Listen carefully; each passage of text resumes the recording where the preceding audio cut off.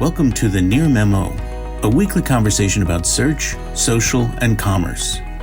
What happened, why it matters, and the implications for local.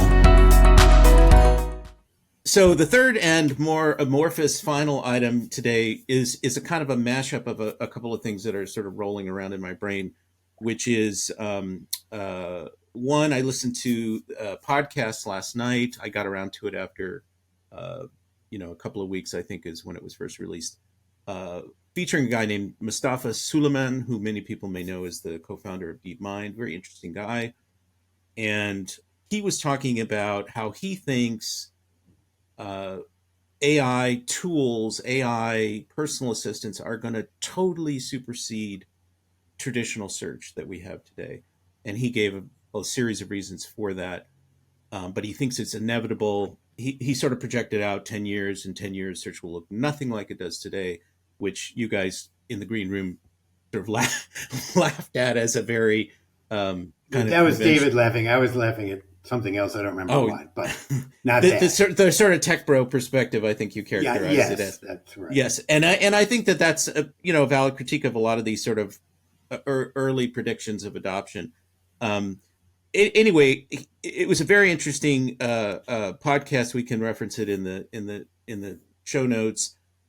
He was at DeepMind and then at Google for a couple of years. He was quite critical of what Google has become. So that was kind of interesting to me, that there's a sort of a quasi consensus in Silicon Valley that AI is going to take over, right, in a search context. But his point, let me ask this, is through the guise of a personal assistant. In other words, it will be an individualized search experience as opposed to a globalized search experience. Right. That is his perspective, and he's now running a company. He's running a company called Inflection AI with Ried Hoffman, which is trying to build that thing.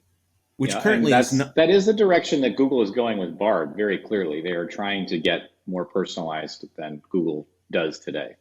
Well, Inflection AI is quite interesting, and you can download the app from whatever app store you use, and it has a persona. There are 4 voices you can choose from, 3 dudes, which is weird, and one. The celebrity licensing deals are just around the corner. Yes, that's right. Three sort of high-strung dude voices and a female voice, and which I chose because it was sort of better. And the voice is very natural sounding, much more natural than the current virtual assistants. And you interact with it on a screen through voice or text, and it wants to engage you in a conversation. The structure of it is very conversational. And so it's a quite interesting user experience, and there's some others out there that are like that. Whether or not that sort of shows up as the kind of next incarnation of search, Marissa Mayer was sort of advocating something like this years and years ago, although not exactly in the same form. Anyway, so that's part one. Part two. Just a note on that, I watched an interview by John Gruber with Craig Ferlingini. Yes. And he was pointing out that they have switched to an LLM model for Siri in the future, yep. And that these types of things will be more present in Siri. The question I would ask about this is, can a standalone app supersede the default app in the platform that you're using? In other words, the iPhone environment or Android environment, and how does an app like this get traction other than getting bought up by Google? Well, so there's a couple of interesting responses to that. I mean, web browsing, Inflection.ai doesn't have web browsing currently. It will ultimately. And so that's a major deficiency because there are a lot of questions it can't answer. So, for example, if you wanted to find out who won the NBA Finals, you could not ask the assistant that. And that's a perfect assistant question. You just want to know the information. What Siri does. So how do you not know that already? That would be my question. I do know it. I do know that. Even I know that, David, by the way. But what Siri does, it just says, go to the web and look. Which is a non-answer, which is a waste of time. Well, right, but an assistant may or may not know everything. Again, like Apple's strategy is to take 20, 30, 40% of the queries off the top, and get paid for $9 billion or $10 or $12 billion by Google to service the other 30% of queries. Whatever. Okay, so before I forget my other 2 points, let me make these 2 points. Okay, because that was just piece number one. Oh, okay, wow! So there are three. So there are 3 pieces to this. So the second piece is this is on the contrary side, the idea that no, the existing search paradigm is not going to be upended or not upended anytime soon. So the first aspect of that is Neva, which got bought by Snowflake. They were doing an interesting kind of version of AI generated search, generative AI search, and they got bought by Snowflake, and they shut down the search engine immediately. But what they said in the blog post announcing that was that it was harder to get people simply to try Neva than it was to get them to convert to a paid subscriber once they were using Neva, which is completely counterintuitive, right? You think, yeah, no real switching costs, people check it out. They could not get enough people to try it. That to me was really interesting, and it goes to the point of like the deep groove that exists around Google, the inertia, the sort of behavioral, habitual moat on the consumer side. And then the other kind of element that I would add in is that there was a Morgan Stanley report, which Mike, you furnished to us, that shows that basically nobody is actually using Bing GPT or Chat GPT. I mean, not nobody, but the numbers are quite small relative to the hype, the 100 million people that have, engaged with Chat GPT since its inception, or whatever that number is. The actual number of users is very, very small. And I also believe that now that Google's introduced SGE to search, it's almost completely killed Bing's momentum. That what Google is doing is going to be good enough or novel enough for most people to not need to go over to Bing and see what that's all about. So there, I would say I put all the pieces out there. Yeah. I think we need to very aggressively separate the notion of Chat GPT and what sounds like Inflection AI from Bing GPT and SGE. As I've said all along, I think that the current SGE experience and Bing GPT experience is crap. It takes way too long to get answers. The answers aren't very good. Why would I switch my search experience to something like that? However, I think that the paradigm shift could very well still happen in this virtual assistant world or outsourcing tasks world, where we're going to continue to see more and more examples put out there that will inspire people of the things they can do with this virtual assistant. And I think that trend is very much, I don't think it's a particularly hot take to say that trend in 10 years will look very different. This to me feels more like the mobile wave that took over in the sort of late aughts, early teens, right? This is my usage of my phone radically changed around that time, and I can see a similar thing happening with a virtual assistant over the next decade. Whether or not I use that virtual assistant inside of a search interface, that is a totally different conversation, I think. I think the reality is that people search for a lot of things, many of which don't need a Google-like answer. And I think that what Siri is doing, it's chipping away at those things, use case by use case, and when this capacity of the virtual assistant is great enough, then it'll be slotted in there and it will continue that degradation. And I think reduce the need for a web presence. And so